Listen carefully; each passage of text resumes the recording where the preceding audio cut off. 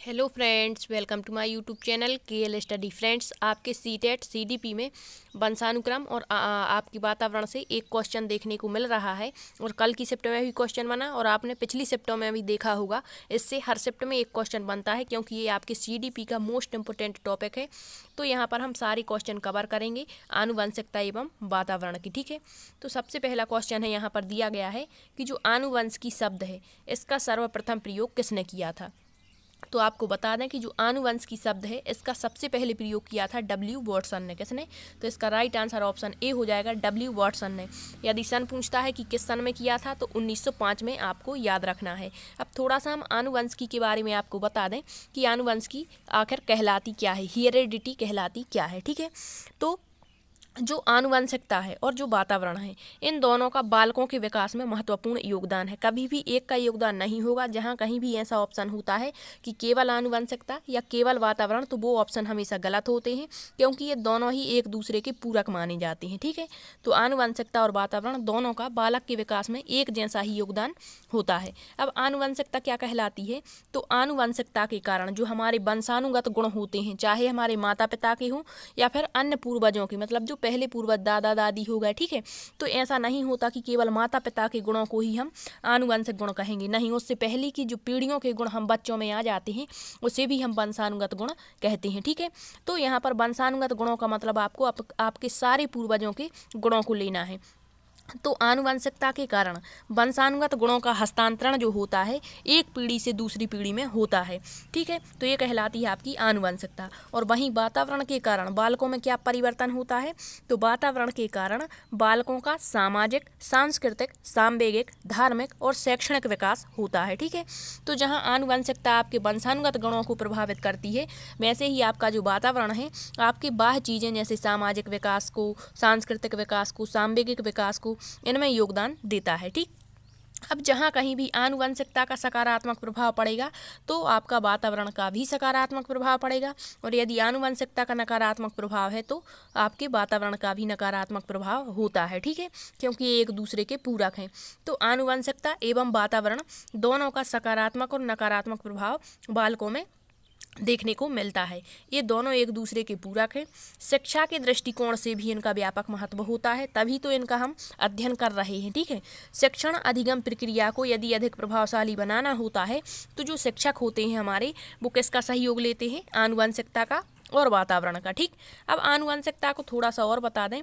आनुवंशिकता एवं वंशानुगत गुणों का एक पीढ़ी से दूसरी पीढ़ी में हस्तांतरित होने की प्रक्रिया को आनुवंशिकता या वंशानुक्रम या हेरेडिटी कहते हैं। अब आनुवंशिकता के माध्यम से भी आपका शारीरिक विकास, मानसिक विकास, सामाजिक गुणों का स्थानांतरण बालकों में होता है।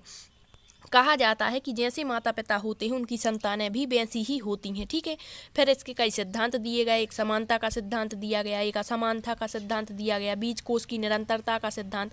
तो ये सारी चीज़ें हम बाद में देखेंगे। अभी इतना याद रखिए कि आनुवंशिकता कहलाती क्या है, और इसका सर्वप्रथम प्रयोग डब्ल्यू वॉटसन ने 1905 में किया था। ठीक, नेक्स्ट क्वेश्चन है आपका, अब दिया है ए आपका वंशानुगत गुणों का एक पीढ़ी से दूसरी पीढ़ी में स्थानांतरण होने की प्रक्रिया को क्या कहते हैं? तो अभी आपको बता दिया, आनुवंशिकता, या कहीं भी आपको वंशानुक्रम देखने को मिल जाए या इंग्लिश में से हेरेडिटी कहते हैं। ठीक, नेक्स्ट क्वेश्चन है आपका, कुछ आपके कथन दिए होते हैं, कभी कभी पूछ लेते हैं, तो ये कथन इम्पोर्टेंट था इसीलिए यहाँ पर हमने डाल दिया कि वंशानुक्रम व्यक्ति की जन्मजात विशेषताएं, मतलब जो जन्म से उसमें विशेषताएं होती हैं उनका पूर्ण योग है। यह कथन किसने कहा है? तो ये BN झा का कथन है, आपको याद रखना है। फिर P जिसवर्ट का कथन क्या है? तो इनका कथन याद रखिए कि प्रत्येक पीढ़ी में मतलब जो प्रकृति है उसमें प्रत्येक पीढ़ी का कार्य माता पिता के द्वारा संतानों में कुछ जैविकी और मनोवैज्ञानिक विशेषताओं का हस्तांतरण करना होता है, और इस हस्तांतरित विशेषताओं की मिली जुली गठरी को इन्होंने वंशानुक्रम कहा है। तो कहीं भी आपको ये शब्द मिल जाए देखने को कि मिली जुली गठरी को इन्होंने वंशानुक्रम कहा है, तो किसने कहा है? P जिसवर्ट ने। ठीक है, अब एक वुडवर्थ हुए, इन्होंने कहा है कि वंशानुक्रम में वे सारी बातें आ जाती हैं जो जीवन का आरंभ करते समय, जन्म के समय नहीं वरन गर्भाधान के समय, जन्म से लगभग 9 माह पूर्व व्यक्ति में उपस्थित थी, तो उन्होंने इसे वंशानुक्रम कहा है। इसके बाद एक डगलस और हॉलैंड हुए। तो डगलस और हॉलैंड ने क्या कहा, तो इन्होंने कहा एक व्यक्ति से वंशानुक्रम में वे सब शारीरिक बनावट है, शारीरिक क्रियाएं, शारीरिक क्षमताएं, मतलब जितनी भी शारीरिक चीजें होती हैं उनकी बात किसने की है, डगलस और हॉलैंड ने। ठीक है, तो याद रखिए ये 4 कथन थे, आपको बता दिए। नेक्स्ट है निम्न में से कौन सा कथन सही नहीं है। तो किस तरह से क्वेश्चन पूछे जा सकते हैं, सारे टाइप्स के यहाँ पर क्वेश्चन लिए हैं। तो यहाँ हमें 4 कथन दिए हैं, इनमें से बताना है कौन सा सही नहीं है। तो फर्स्ट है वंशानुक्रम माता पिता से संतानों में गुणों का संचरण है, बिल्कुल ये तो सही है। विकास प्राणी और उसके पर्यावरण की अंतःक्रिया का परिणाम है, ये भी सही है। वंशानुक्रम व्यक्ति की जन्मजात विशेषताओं का शोधन है। फिर दिया है माता पिता की शारीरिक और मानसिक विशेषताओं का संतानों में संचालित होना वंशानुक्रम है, ये भी सही है। लेकिन यहाँ एक दिया गया है कि जो वंशानुक्रम है वो व्यक्ति की जन्मजात विशेषताओं का शोधन है, शोधन नहीं होता। ठीक है, तो यहाँ पर राइट आंसर यही हो जाएगा ऑप्शन सी। हमें बताना था कौन सा एक कथन सही नहीं है, तो ऑप्शन सी सही नहीं है। ठीक, नेक्स्ट क्वेश्चन है आपका निम्नलिखित में से कौन सा मुख्य रूप से आनुवंशिकता संबंधी कारक है। मतलब यहाँ पर ये 4 ऑप्शन दिए हैं, इनमें से बताना है कौन सा आनुवंशिकता से संबंधित है। तो यहाँ दिया है सामाजिक गतिविधियों में भागीदारिता। सामाजिक गतिविधि हम वातावरण में करते हैं, इसका राइट आंसर ये नहीं होगा क्योंकि ये वातावरण से संबंधित है। हमें बताना आनुवंशिकता संबंधी। फिर दिया है समकक्ष व्यक्ति के समूह के प्रति अभिभूति। तो समूह भी समाज में देखने को मिलते हैं, तो ये भी आपका ये पर्यावरण से संबंधित है। चिंतन पैटर्न ये आपका मानसिक विकास से संबंधित है। लेकिन यहाँ एक दिया है आँखों का रंग। आँखों का जो रंग है वो आपकी आनुवंशिकता पर डिपेंड करता है। जैसे माता पिता की आँखें होंगी, बच्चों की आँखें भी उसी पर डिपेंड होती हैं, उसी के जैसी होती हैं। ठीक है, तो इसका राइट आंसर ऑप्शन ए हो जाएगा। नेक्स्ट क्वेश्चन है मानव व्यक्तित्व परिणाम है। मतलब जो मानव व्यक्तित्व है, अब चाहे आपका व्यक्तित्व हो, चाहे बुद्धि हो, चाहे विकास हो, चाहे अधिगम हो, सभी में आपके वातावरण और वंशानुक्रम का प्रभाव पड़ता है। ठीक है, तो यहाँ व्यक्तित्व की बात की है कि मानव व्यक्तित्व किसका परिणाम है। तो क्या केवल आनुवंशिकता, हमने अभी बताया कहीं भी ऐसे ऑप्शन मिलते हैं कि केवल आनुवंशिकता, केवल वातावरण, तो ये हमेशा गलत होते हैं। फिर दिया है केवल वातावरण, नहीं। यहाँ दिया पालन पोषण और शिक्षा। तो पालन पोषण आपके अभी ये भी बताएंगे कि प्रकृति और पालन पोषण आपने पढ़ा होगा ये क्या कहलाता है। ठीक है, तो ये नहीं होगा। इसका राइट आंसर जो मानव व्यक्तित्व है वो आनुवंशिकता और वातावरण की अंतःक्रिया का परिणाम है। और आपने विकास के सिद्धांत में पढ़ा होगा कि वातावरण और वंशानुक्रम की अंतःक्रिया का सिद्धांत। ठीक है, नेक्स्ट है आनुवंशिकता को डैश संरचना के रूप में माना जाता है। तो जो आनुवंशिकता है वो आपकी स्थिर संरचना होती है। ठीक है, स्थिर संरचना है, याद रखिए। नेक्स्ट है मानसिक विकास को प्रभावित करने वाले कारक क्या हैं। तो हमारा जो मानसिक विकास होता है इसको प्रभावित करने वाले कारक वंशानुक्रम, परिवार का वातावरण, परिवार की सामाजिक स्थिति या उपरोक्त सभी। तो इसका राइट आंसर हो जाएगा उपरोक्त सभी, क्योंकि ये दोनों आपके पर्यावरण से संबंधित हैं और यहाँ वंशानुक्रम दिया गया है, इस कारण से इसका राइट आंसर ऑप्शन डी हो जाएगा, उपरोक्त सभी। नेक्स्ट क्वेश्चन है मानव जाति में वंश सूत्रों की कुल संख्या कितनी होती है। तो यहाँ जोड़े में पूछता है यदि, तो 23 जोड़े होते, और जोड़े में नहीं दिया, केवल संख्या पूछी है, तो इसका राइट आंसर ऑप्शन ए हो जाएगा 46। ठीक है, नेक्स्ट है बच्चों के लिए उत्तरदायी गुणसूत्र कौन होता है। तो आपको बता दें कि जो गुणसूत्र होते हैं एक्स और वाई गुणसूत्र होते हैं। ठीक है, ये तो सभी को पता है। अब महिलाओं में जो गुणसूत्र होते हैं वो एक्स और एक्स गुणसूत्र होते हैं और इनका आकार होता है लंबा। ठीक है, तो जो महिलाएं होती हैं इन पर डिपेंड नहीं होता बच्चे का होना कि लड़का होगा या लड़की होगी। लेकिन पिता में जो होता है एक होता है एक्स गुणसूत्र जो लंबा होता है और एक होता है वाई, और यही वाई गुणसूत्र आपके बच्चे के जन्म के लिए उत्तरदायी माना जाता है। यदि माता के हमेशा से ही माता के एक्स गुणसूत्र क्या करते हैं, कार्य करते हैं, और जब इनसे पिता का एक्स गुणसूत्र जुड़ता है तो लड़की का जन्म होता है। ठीक है, लेकिन जब पिता का वाई गुणसूत्र इससे आकर के जुड़ जाता है एक्स गुणसूत्र से, तो यहाँ पर लड़के का जन्म होता है। तो उत्तरदायी जो गुणसूत्र होता है वो पितृ गुणसूत्र माना जाता है, ना कि मातृ गुणसूत्र, क्योंकि माता में तो एक्स गुणसूत्र होते हैं। ठीक है, तो याद रखिए। अब हम देखते हैं यहाँ पर निम्न में से कौन सा एक वंशानुक्रम का सिद्धांत है। तो क्या निरंतरता का सिद्धांत, नहीं, ये आपके विकास का सिद्धांत है। अभ्यास का सिद्धांत, अभ्यास का सिद्धांत तो थॉर्नडाइक का मुख्य नियम है। ठीक है, तो ये भी नहीं। बीज कोश की निरंतरता का सिद्धांत, ये दिया है तत्परता का सिद्धांत, ये भी आपके थॉर्नडाइक का मुख्य नियम है। यहाँ एक दिया गया है बीज कोश की निरंतरता का सिद्धांत जो आपके वंशानुक्रम का सिद्धांत है। अभी कहलाता क्या है, तो आपको बता दें कि जो बीज कोश की निरंतरता का सिद्धांत होता है, इसमें जो शरीर का निर्माण करने वाला मुख्य जो आपका कोश होता है वो कभी खत्म नहीं होता है, पीढ़ी दर पीढ़ी चलता रहता है। इसी को जनन द्रव्य का सिद्धांत भी कहा जाता है। तो इसका राइट आंसर ऑप्शन सी हो जाएगा। ठीक है, नेक्स्ट है यहाँ पर आनुवंशिकता संबंधी नियम जो मटर के दानों पर प्रयोग किसने किया था? तो आनुवंशिकी के जनक आपके जो मटर के संबंध में हैं तो वो कौन माने जाते हैं? मेंडल। इन्होंने मटर के दानों पर प्रयोग किया था। ठीक है, नेक्स्ट है आपका निम्नलिखित में से कौन सा एक आनुवंशिकता का नियम नहीं है? तो आनुवंशिकता के जो सिद्धांत होते हैं या नियम, इनमें से बताना कौन सा नहीं है। तो यहाँ दिया है समानता का नियम, बिल्कुल ये आपकी आनुवंशिकता का नियम है। समानता का नियम का मतलब है कि जैसे मानव है तो मानव को ही जन्म देगा, पशु है तो पशु को ही जन्म देगा। अर्थात यहाँ पर समानता का मतलब होता है कि समान जीव समान को जन्म देता है। ठीक है, माता पिता जैसे होंगे उनकी संतानें भी वैसी ही होंगी। यही है आपकी आनुवंशिकता में समानता का नियम। दूसरा होता है विभिन्नता का नियम। तो जो विभिन्नता का नियम होता है, वेरिएशंस लॉ कहते हैं इसे। तो इस नियम के अनुसार बालक अपने माता पिता के बिल्कुल समान ना होकर उनसे बिल्कुल भिन्न होता है। कैसे? जैसे यहाँ पर विभिन्नता का नियम बताता है कि जैसे गोरे रंग के माता पिता हैं तो उनकी संतानें काली हो जाती हैं। ये किस नियम पर आधारित है? तो विभिन्नता के नियम पर। ठीक है, इसके बाद एक होता है प्रत्यागमन या परावर्तन का नियम, इसे कहते हैं। तो रेग्रेशन इसको इंग्लिश में कहते हैं। तो बालक में अपने माता पिता के इसमें भी विपरीत गुण पाए जाते हैं। ठीक है, जैसे मंद बुद्धि माता पिता की संतानें उच्च बुद्धि की हो जाती हैं, उच्च बुद्धि माता पिता की संतानें मंद बुद्धि होती हैं। तो ये होता है प्रत्यागमन का नियम। तो ये तीनों तो आपके किसके नियम हो गए? आनुवंशिकता के नियम। यहाँ बताना था कौन सा एक आनुवंशिकता का नियम नहीं है। तो इसका राइट आंसर हो जाएगा ऑप्शन डी, क्योंकि जो एकीकरण का नियम है ये आपके वृद्धि और विकास का सिद्धांत है।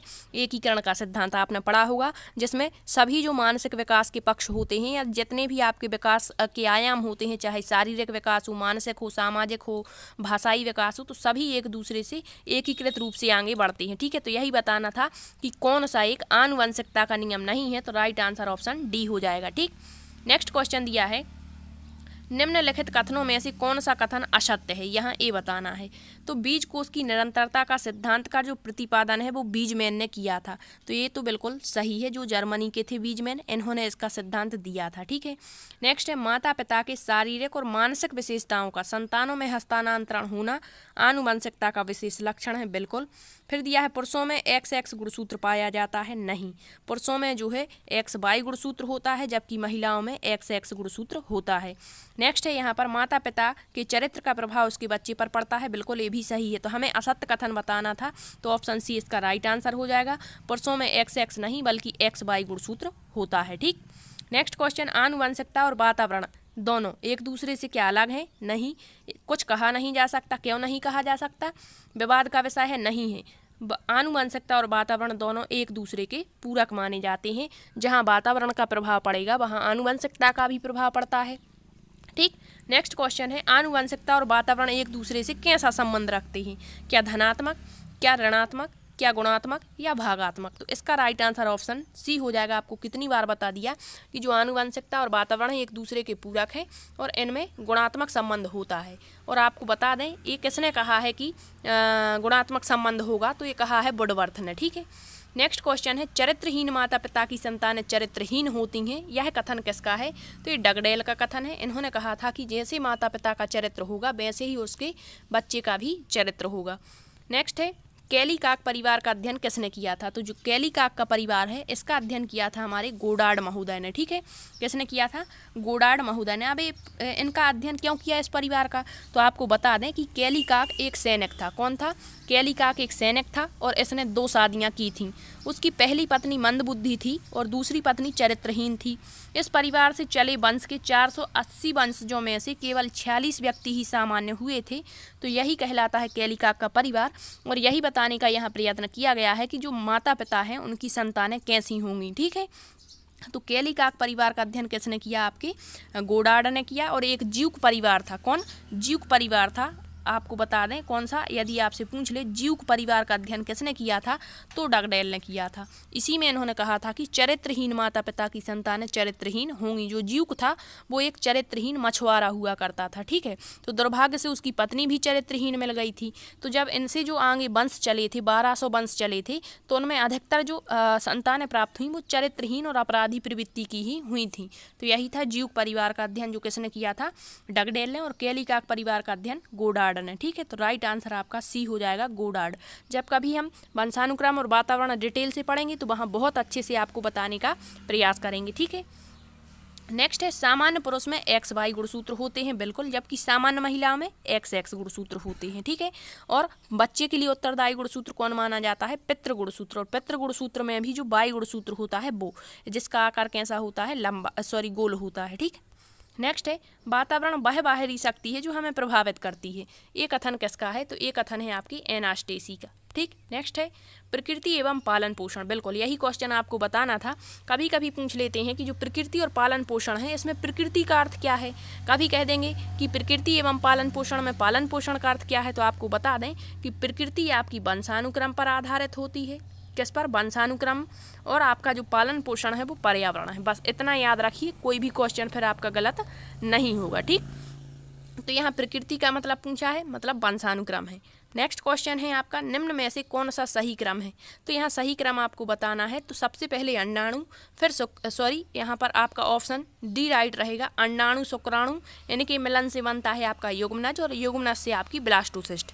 तो इसका राइट आंसर ऑप्शन डी है। ये पूछा गया आपका प्रीवियस ईयर का क्वेश्चन है। बाकी सभी क्वेश्चन आपके प्रीवियस ईयर क्वेश्चन है, लेकिन आपको ये याद रखना है। नेक्स्ट है वह अवस्था जब 46 गुणसूत्र, आपको पता है कि आपके यहाँ पर मतलब मनुष्य में कितने गुणसूत्र हैं, 46 गुणसूत्र हैं। जोड़े में पूछता है तो 23 जोड़े गुणसूत्र हैं। तो बताना है कि एक गुणसूत्र की अधिकता हो जाने पर, मतलब 46 की जगह पर 47 गुणसूत्र हो जाने पर कौन सी मतलब विकार हो जाता है, कौन सा सिंड्रोम हो जाता है, तो वो कहलाता है डाउन सिंड्रोम, ठीक है। यहाँ डाउन होना चाहिए लेकिन यहाँ बढ़ रहे हैं, तो ये उल्टा है, ऐसा आप याद रख सकते हैं, ठीक है। तो 46 की जगह 47 गुणसूत्र या अधिकता होने पर एक गुणसूत्र की कौन सा सिंड्रोम होता है, तो डाउन सिंड्रोम। और यहाँ पर यदि कहते हैं कि एक गुणसूत्र की कमी होने पर 46 के स्थान पर यदि 45 गुणसूत्र रह जाते हैं तो उसे क्या कहते हैं, उसे टर्नर सिंड्रोम कहते हैं, ठीक है, याद रखिए। तो इसका राइट आंसर ऑप्शन ए हो जाएगा आपका। नेक्स्ट क्वेश्चन है एक 6 वर्ष की लड़की खेलकूद में असाधारण योग्यता प्रदर्शित करती है, मतलब अच्छा प्रदर्शन नहीं करती खेलकूद में, जबकि उसके माता पिता दोनों ही खिलाड़ी हैं, तो उसे नित्य प्रशिक्षण प्राप्त करने के लिए भी भेजते हैं, और सप्ताहांत में उसका प्रशिक्षण, मतलब सप्ताह के अंत में एक बार उसका स्वयं उसके माता पिता प्रशिक्षण देते हैं उसे। बहुत संभव है कि उसकी क्षमताएं निम्नलिखित में से दोनों के बीच परस्पर प्रतिक्रिया का परिणाम होंगी। मतलब इतना सब कुछ बच्चे के लिए करने के बाद भी वो असाधारण योग्यता दर्शा रहा है, तो ऐसा क्यों है, क्योंकि उसकी आनुवंशिकता और पर्यावरण का परिणाम है, ठीक है। नेक्स्ट क्वेश्चन देख लेते हैं। हो सकता है कि उसके माता पिता भले ही खिलाड़ी हैं, उसके पूर्वजों पर वो गई हो, ठीक है, लड़की, तो ऐसा भी होता है। नेक्स्ट क्वेश्चन है डैश के अनुसार बालक का विकास आनुवंशिकता और वातावरण का गुणनफल है। अभी आपको बताया किसने कहा है, आपके वुडवर्थ ने कहा है। नेक्स्ट है वातावरण, जिसे अंग्रेजी में क्या कहते हैं, एनवायरनमेंट कहते हैं, या किस भाषा का शब्द है, तो एनवायरनमेंट जो शब्द है वो फ्रेंच भाषा के एनवायरनर से बना हुआ है, जिसका अर्थ होता है वह बाहरी शक्ति जो हमें चारों ओर से घेरे रहती है। तो इतने क्वेश्चनों के माध्यम से आपको वंशानुक्रम और वातावरण आसानी से समझ में आ चुका होगा। अब आपका यदि कोई भी क्वेश्चन बनता है तो आप आसानी से उसका आंसर दे पाएंगे। यदि आपको सेशन पसंद आया है तो शेयर ज़रूर कर देना। Thank you.